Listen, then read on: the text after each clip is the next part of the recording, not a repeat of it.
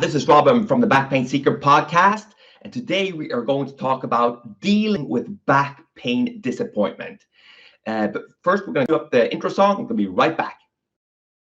So, here's the important question. How can back pain sufferers like us, who don't want to use prescription drugs or go through surgery, heal our back pain? How do we live our daily lives in a way that allows us to go to work, take care of our families, enjoy life, and still manage our back pain? That is the question, and this podcast will give you the answer. My name is Robin Wakeham, and welcome to Back Pain Secrets. Okay, guys, I'm back, and today's topic is dealing with back pain disappointment. Okay, we're all queued up here. We got Facebook, we got YouTube. So if you guys are watching, please give a thumbs up, show some love that I see that I'm live and everything is working. I'd appreciate that much. Okay, so today's topic and today's person is, I'm going to talk about Anders, okay? And Anders is a 35-year-old hairdresser that I treated about 2 years back.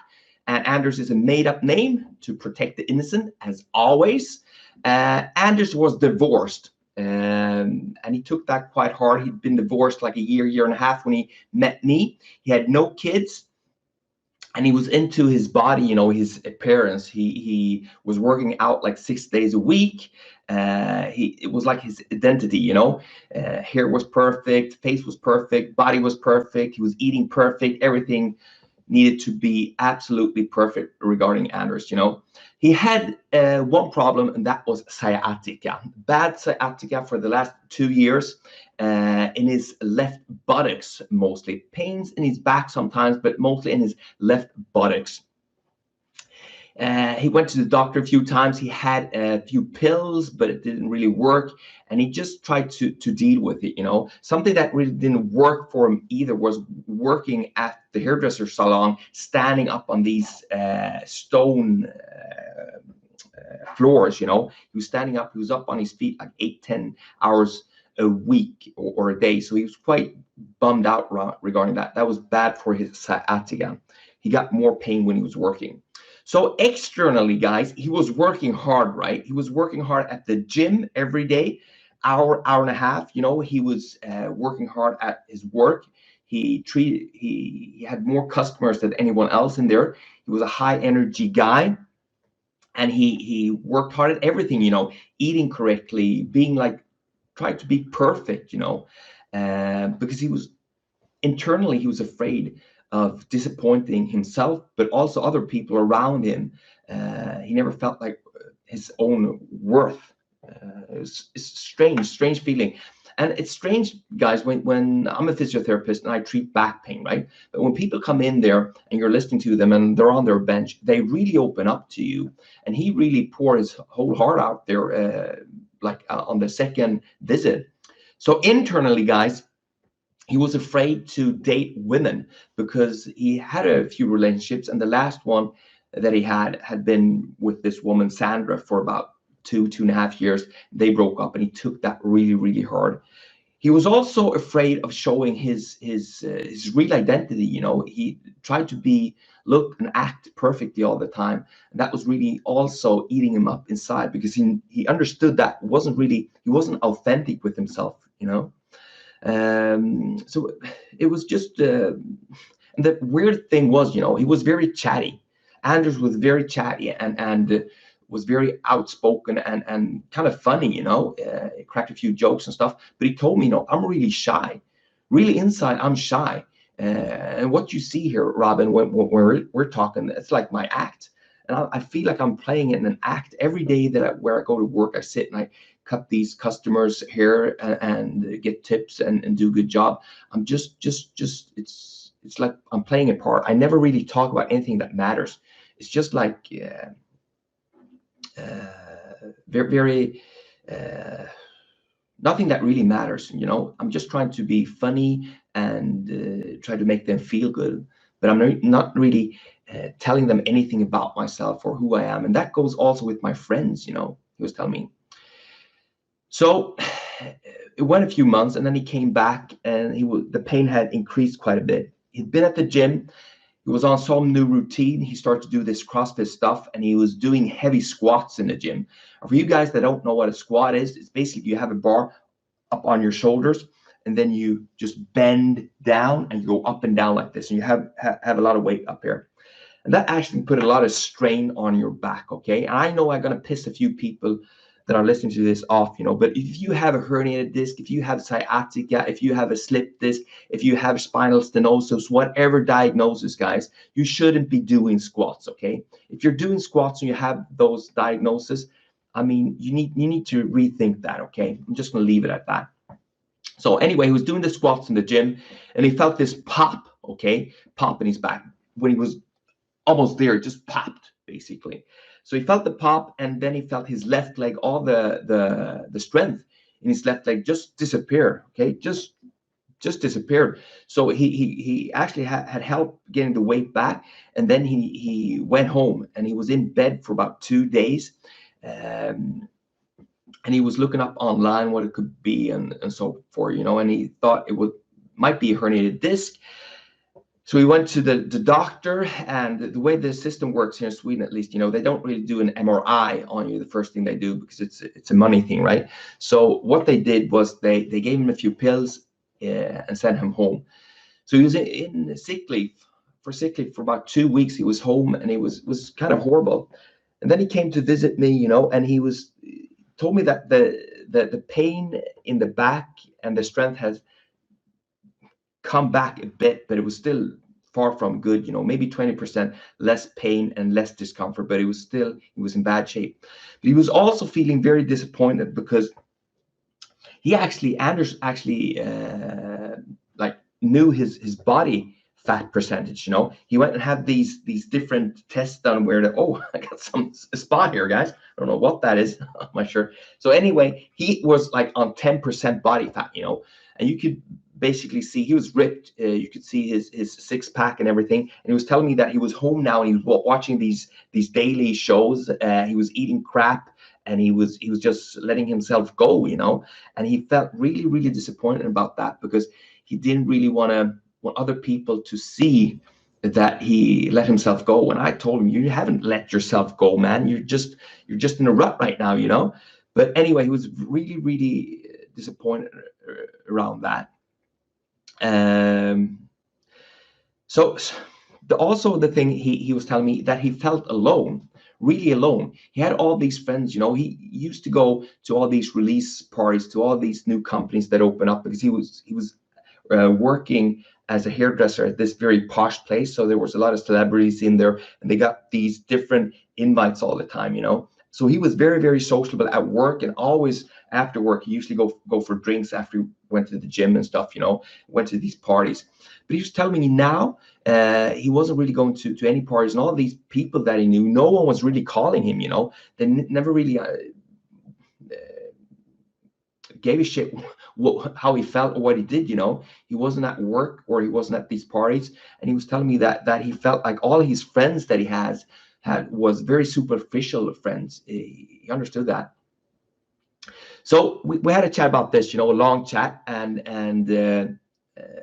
I gave him some tips, because I've gone through stuff, and you meet a lot of people. So I was telling him, first off, you have to try to stop feeling this feeling to be afraid of feeling disappointment. Okay, disappointment is a very screwed up term, and I have a lot of patients that I meet on a daily basis that come in, they're very, very disappointed regarding their back pain, but also other aspects in their life, work, their relationship, their kids, their body, whatever, everyone's very, very disappointed.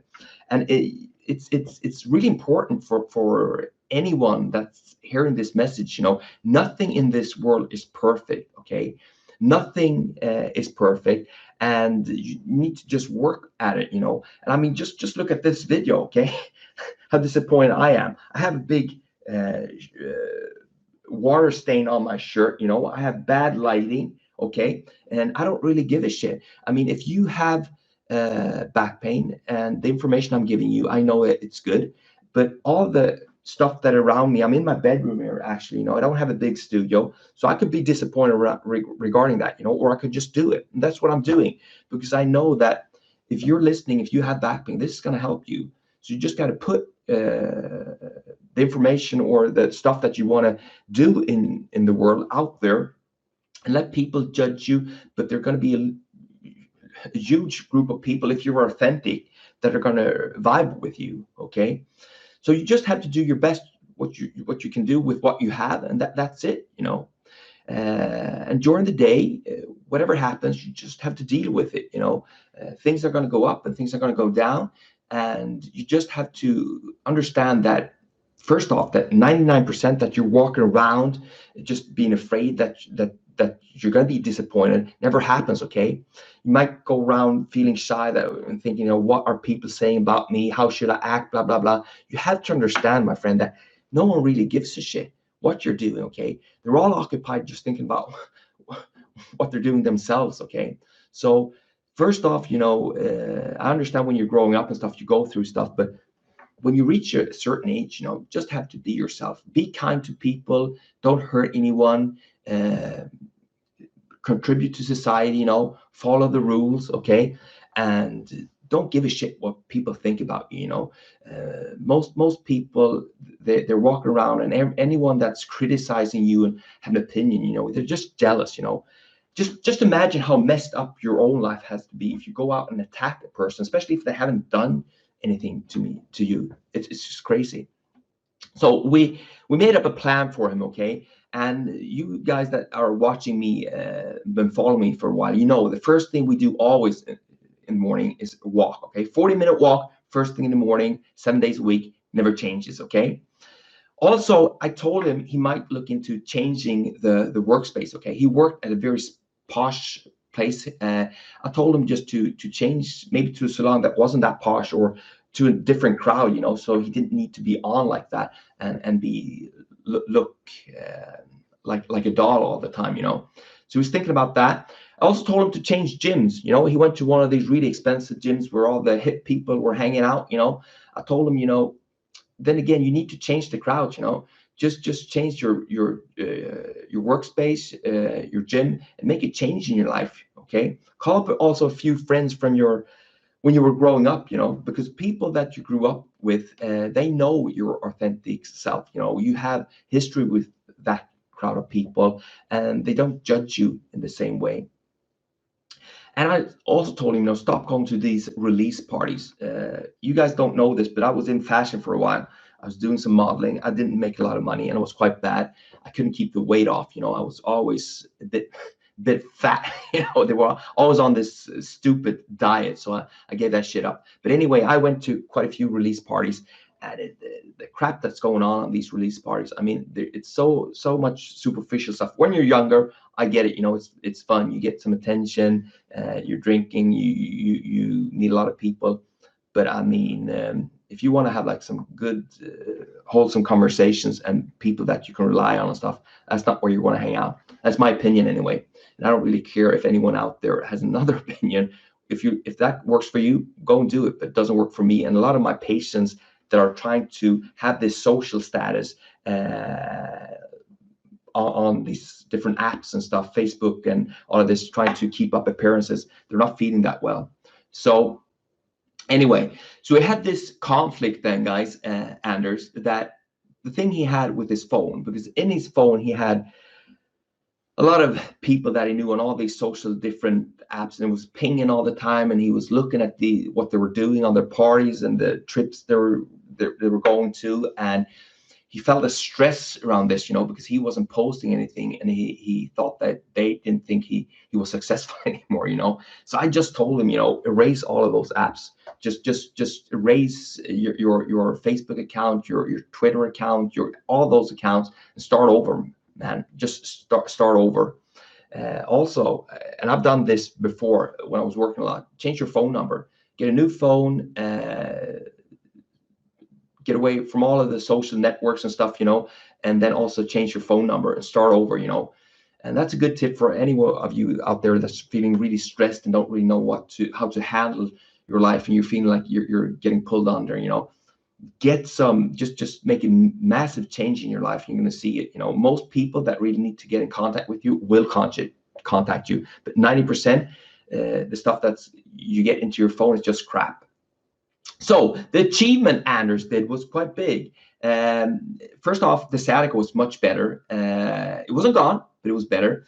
And then he came back to me, you know, with a big smile on his face, and he was actually told me that he met someone and that brightened up his life, and it was a guy. Anders actually came out. He was gay. He'd never accepted that before, but with these big changes, he came out. So he was very happy, and he was living his authentic self. So what did Anders do then? You know, he also stopped feeling disappointment. You know, he accepted whatever came up during the day, that he was going to be able to deal with it, and that was a great feeling. You know, he's still working at it, and I wish him all the best. You know, guys, I think I'm gonna wrap up today. It was a long one today. I'm sorry about that, but sometimes that's the way it goes. Anyway, if you like what you hear, my friend, and you'd like me to help you to reduce your back pain, visit backpainsecrets.com. I have a sweet free book for you there. You just pay your shipping and handling. I think it's like $14, and I'll ship it anywhere in the world to you. And that will definitely help you to reduce your sciatica pain quicker. I'll see you guys tomorrow. Bye-bye. Want more back pain secrets? Then go ahead and get your free copy of my best-selling book, Back Pain Secrets, at backpainsecrets.com. Inside this book, you will find my top secrets to healing your back pain without prescription drugs or surgery that have helped thousands of other people just like you.